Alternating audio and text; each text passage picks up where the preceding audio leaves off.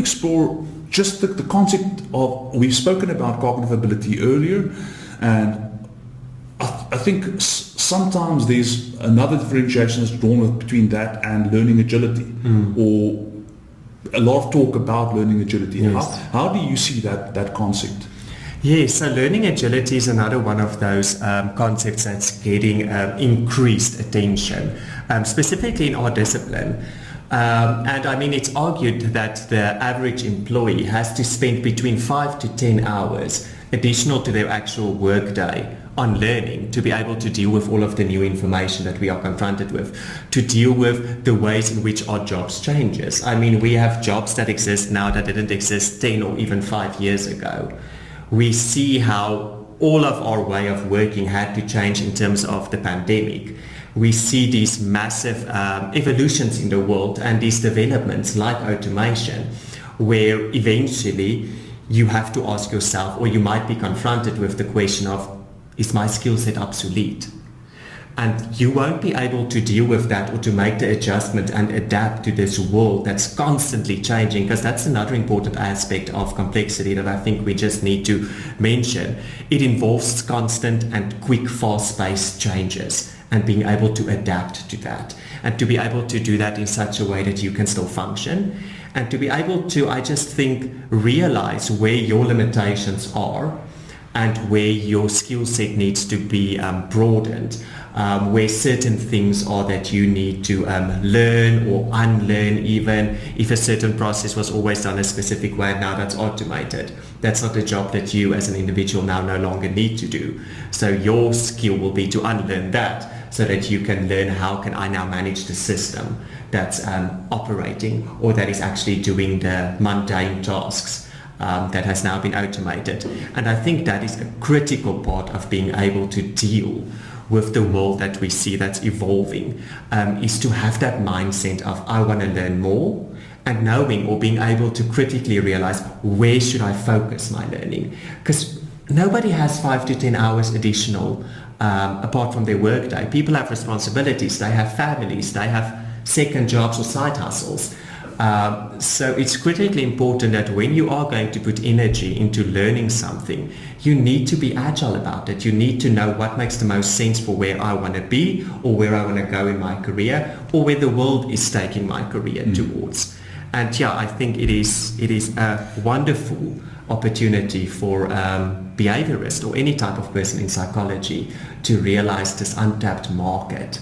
Because we see people transitioning from careers in their mid-career trajectory, or people who are already at the height of where their career took them and now transitioning to different careers, because that's what the world is leaning towards, or that is how their industry progress. There's striking similarities between how often agility is defined and its relation to something like adaptive performance, because it's about, when you're confronted with a new context, that's an element of complexity. Yes.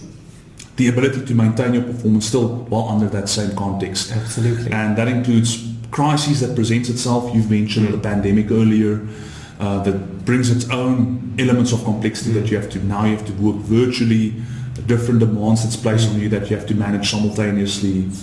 It's got a lot of elements to it. Now, what we've certainly seen is that cognitive ability, and that was based on a game-based assessment that we validated, certainly contributes or predicts your adaptive performance. And there's been similar studies that have been done in the past that shows how cognitive ability contributes to that. So I think when you speak about learning agility, I think cognitive ability certainly is still a major important variable that you have to consider within it, notwithstanding elements that you've mentioned, emotional resilience to deal with uncertain environments, being open to new information and making the most of it in order to pivot in an organizational context. That is a topic that stuns a lot of practitioners, and definitely requires some critical thinking on our part as well. Because when you think about complexity, do I want to measure the complexity of a role?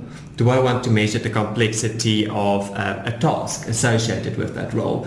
And levels of work has certainly been synonymous with being able to deal with complexity across hierarchies in organizations for many, many years.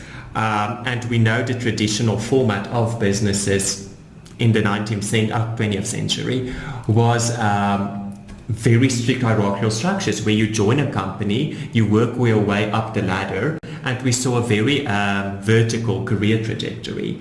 And I don't know if that is still the case today. We see more of a lateral movement between people. The way in which organizations are structured is becoming more flat. And I mean, you'll always still have decisions that you have to make, and decisions that have an impact, whether that is a month from now, a year from now, 2 years from now, 5, 20, whatever the case may be. And that speaks directly to stratified systems theory and the impact or the length of decisions and the type of levels associated with that in terms of complexity. But I think we live in an exciting world where we see organizations moving from departmental structures to teams of teams, or having people fulfill cross-functional roles, where in one team you might be the decision maker. And this again speaks to an agile world of work where you have teams or scrums and different people focus on different aspects or play different roles within these sort of sprints that you have to do to complete tasks. So it might very well be that in one team your role is that of the decision maker, where in another team your role is that of a consulting subject matter expert, where in another team you might just be responsible for testing the user experience. So our roles are constantly in flux, and I mean complexity is in flux as well. So I think we need to critically think about what a person's role actually means, and the different tasks that they have to do. Cobi, what I love what you said is, and certainly, as you mentioned earlier, hierarchical structures are inevitable things that evolve in organizations.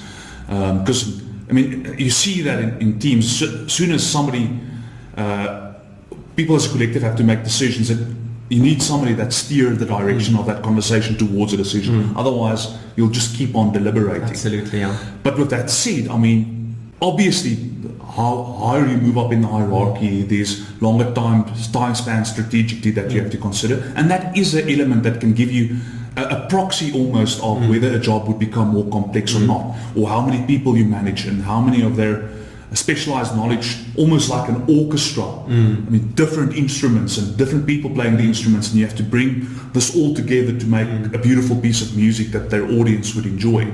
That is level of work certainly is an element of complexity. Absolutely. But to your point, I mean, these days people are required to work cross-disciplinary, and that adds to the complexity. And notwithstanding that, I mean, even with the professionalization of work, you still have people that perform highly specialized tasks. Think about a physicist contemplating the nature of the entire universe. That isn't tied to a level of work, but it's still immensely complex type of work that needs to consideration. And so if you only take levels of work as a proxy variable of whether something is complex or not, you might be missing out on this cross-disciplinary nature, and the agility required with it, or the complexity with the professionalized and highly skilled and specialized knowledge and skills that people sometimes have to have in certain professions. And so even though physicists or a neurosurgeon might not be a leader in a particular organization, doesn't mean that they're not busy with complex type of work. Yes, absolutely. And I think this ties in with where we can look at something like skills or experience or prior learning as well, because I completely agree with you. Levels of work, not saying it does, but it might miss out on the entire lateral career trajectory or a professional career trajectory, because it focuses on climbing up the levels. And I mean, how many CEOs are there in a company versus how many blue-collar workers? So it's not a career path for everyone, but certainly everyone's job might have an element of complexity in it. And I think we also need to make a distinguish here between what it means to be in a certain role. Because yes, a physicist will definitely have a highly complex job, the same as a surgeon, for instance. making an argument, is a surgeon's level of work less complex than that of the chief HR officer in the same hospital? And I don't think that's necessarily a comparison that we can make, because will the CHRO be able to do the surgeon's work? Probably not. He wasn't trained in that. Will the surgeon be able to do the CHRO's work? Probably not, because he wasn't trained in HR things. And this speaks back to what you mentioned earlier about education, about the quality of education. So I think there's certainly a point where we have to realize, yes, there is complexities to every single job, but every single job will also have very specific skills or requirements in terms of qualification or experience that we cannot take out of this whole discussion around complexity. Well, in a certain sense, specialization is actually a division of labor to reduce the complexity of knowing everything. Yes. I think that's why you're seeing that for low, mid and high type of complexity jobs, cognitive abilities remains predicted. Yes. And it's always going to count in your favor if you, even if it's only incremental and small changes that you bring about in your job. It's always going to count in your favor if you can take that little initiative and or bring about incremental innovations in how things are moved around logistically or shifted. I mean, if you're in a pack house working in a truck company and you can find a more innovative way to get things quicker to the client. So it's always having this sort of agility to learn on the spot and make these incremental changes, irrespective of, there's always going to be some complexity that you can help to improve on or work with. And that's why I think you see such a generalization of the predictability of something like cognitive ability. Absolutely. And I think this speaks to that whole concept of, general mental ability versus specific abilities or skills. And certainly if we think as a practitioner, now do I have to go and evaluate the complexity of each and every single role that a person might fulfill in a job before I set up a selection battery? Or do we then rely on something like general mental ability that gives you a general indication of how well a person will be able to deal with it, and then the rest might be on the job learning, might be qualifications, etc. Because I think it's very important what you mentioned earlier as well. Is the quality of education the same? Is an HR degree the same at University A and University B? Might one university teach a specific skill set that another university isn't teaching? And these are all things that we can learn. These are experiences or knowledge that we can gain. But you need to have that general mental ability to be able to at least equip yourself to do that. So is it as easy as measuring factor G and being done with it? And sometimes with a properly constructed and demonstrated to be valid cognitive measure, that's obviously a condition, might be a better indication of somebody's ability to deal with complexity than unless you know what the qualities of the education that somebody receives. Almost in both terms, you need to know what the qualities of the predictor that you're trying to make an inference from.